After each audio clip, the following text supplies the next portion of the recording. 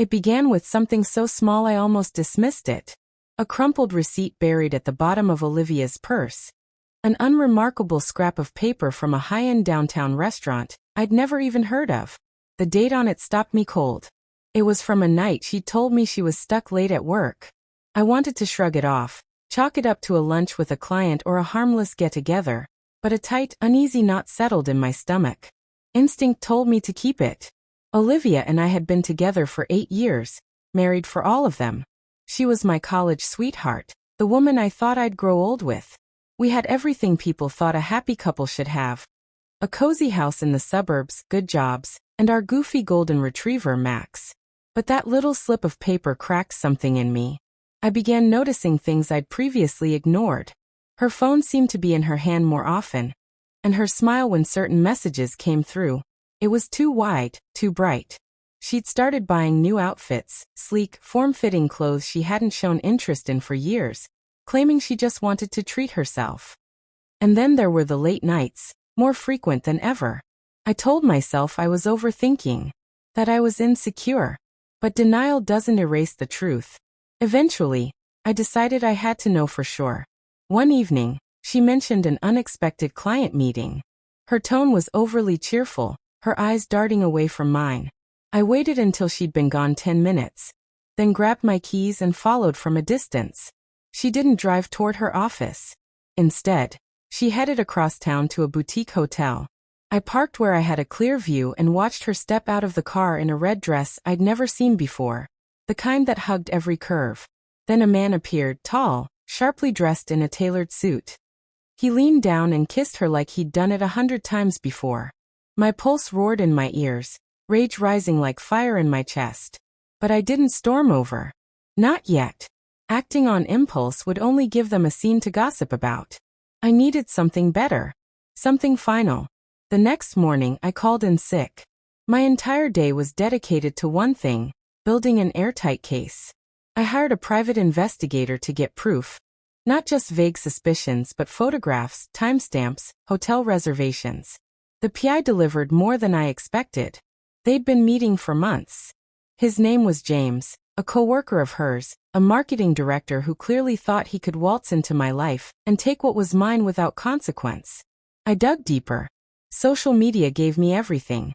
His habits, his routines, and the most important detail of all. He was married. His wife, Melissa, was raising their 2 kids while he was out playing lover boy. That was my first opening. I mailed Melissa an anonymous package, a manila folder stuffed with the PI's evidence and a single note. You deserve to know the truth. The effect was immediate. Word traveled fast through Olivia's office. James had moved out, staying with a friend after Melissa kicked him out and threatened divorce. But I wasn't satisfied. I wanted the final blow to be personal. That opportunity came on Olivia's birthday. She was practically glowing that day, talking about some surprise she had planned for me. I smiled, nodded, and kept my real intentions locked inside. I bought her an expensive diamond pendant. Not as a gesture of love, but as the perfect prop for what was coming.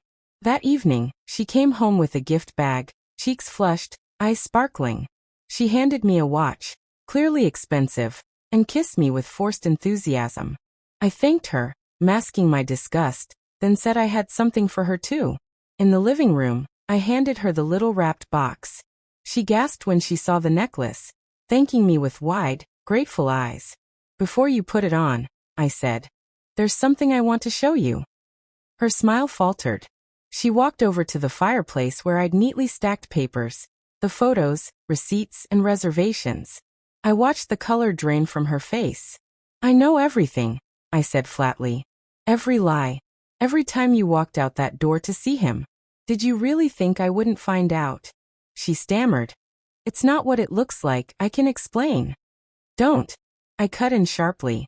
Don't insult me with more lies. Right then the doorbell rang. She froze, dread in her eyes. Why don't you get that? I said. She opened the door to find Melissa standing there, fury radiating off her.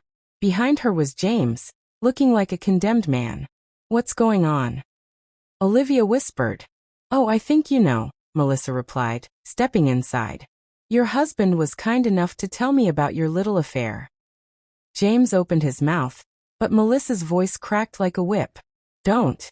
You don't get to speak. The next hour was chaos, shouting, accusations, tears. Melissa unleashed every ounce of hurt and betrayal onto James, and I turned my attention to Olivia, spelling out every time she'd chosen him over me, over us. By the end, they were both a wreck, crying, begging, swearing they'd made a mistake. You want mercy?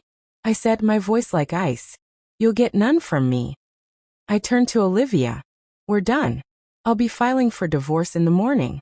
Keep the necklace. Consider it a farewell gift. Then I walked out, Melissa following silently. We didn't speak much, but the understanding was there. We both deserved better than the liars who'd broken us. In the months after, my life slowly came back together. The divorce was clean and quick thanks to the evidence I'd collected. Olivia tried to reach out, to apologize, to beg for another chance, but I blocked her everywhere.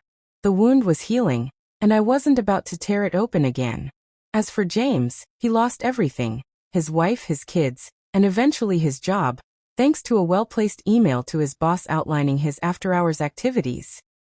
Last I heard, he was holed up in a small apartment, a shadow of the man he'd once pretended to be. And Olivia? She's left with nothing but her regret, haunted by the knowledge that she had the love of a man who would have done anything for her, and she threw it away. So if you enjoyed this story, make sure to like, subscribe, and hit the bell so you don't miss the next one.